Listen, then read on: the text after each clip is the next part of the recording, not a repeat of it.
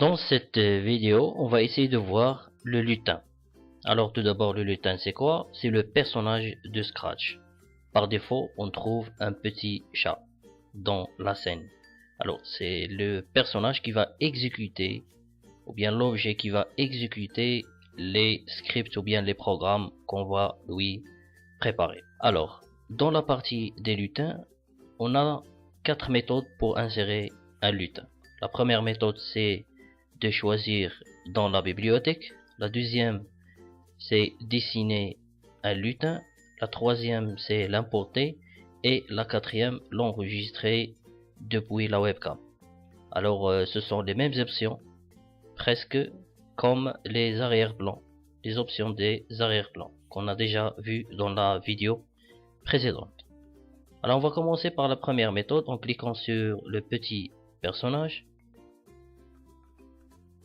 Alors voilà la bibliothèque, on a plusieurs catégories et thèmes. Par exemple la catégorie lettres, je vais y trouver que les lettres. La catégorie par exemple gens, voilà les gens, etc. Alors on va cliquer sur tout et on va insérer un autre lutin.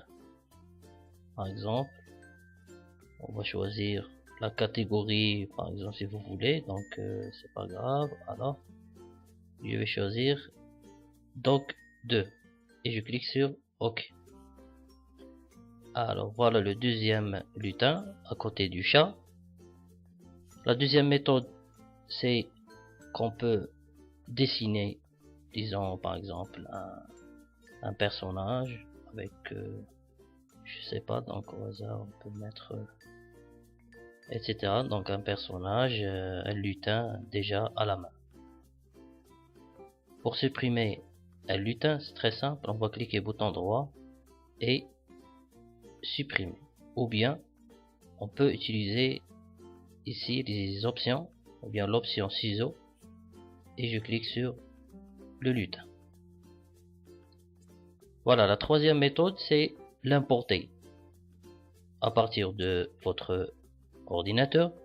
Et la quatrième c'est bien sûr à partir de la webcam. On peut enregistrer un visage qui va jouer le rôle du lutin. Alors parmi les options ici des lutins, on trouve dupliquer qui permet de dupliquer un lutin. Par exemple là on a 2. L'option agrandir c'est pour agrandir le lutin. Par exemple je vais agrandir le chien un peu. Et l'inverse c'est réduire. Je vais essayer de réduire le chat.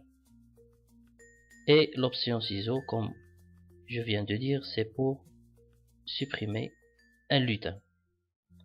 Et pour finir avec les lutins, on va voir quelques options. Alors je vais cliquer sur l'icône du lutin, sur I, et voilà toutes les options du lutin. Par exemple, je vais lui changer le nom. Je vais écrire ici chien. Ici on a X, Y, c'est la position. Regardez, je vais lui changer la direction.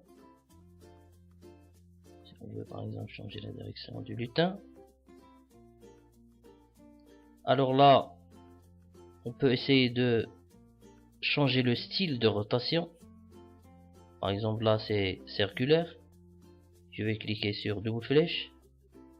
Et voilà, le chien il va tourner 190 degrés. Comme ça je peux le mettre devant le chat. Là on peut soit montrer ou bien cacher le lutin, etc. Donc c'est parmi les options qu'on peut utiliser parfois pour personnaliser les lutins qu'on utilise dans les programmes. Merci.